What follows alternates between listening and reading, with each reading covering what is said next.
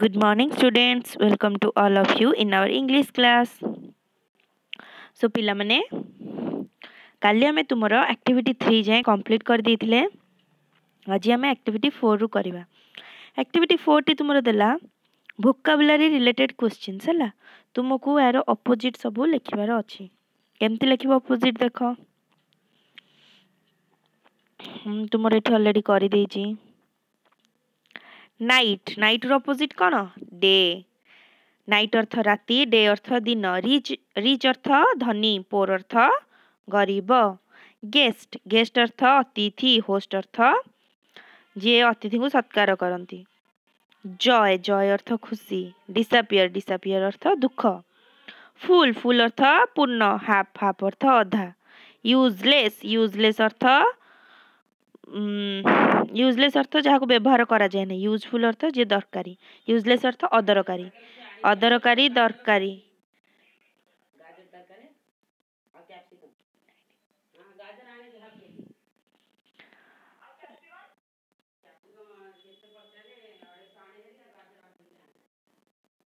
Capsicum ଅଛି।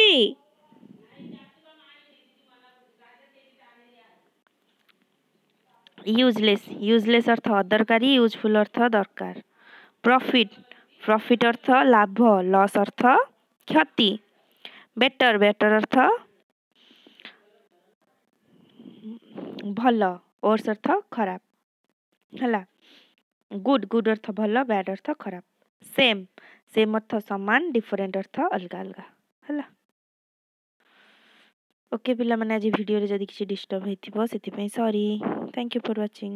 Activity 4 टी जल्दी तुम बुक रे करि दियो हला।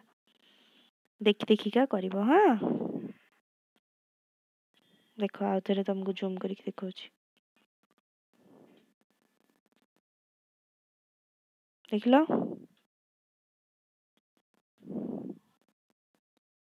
Bye bye.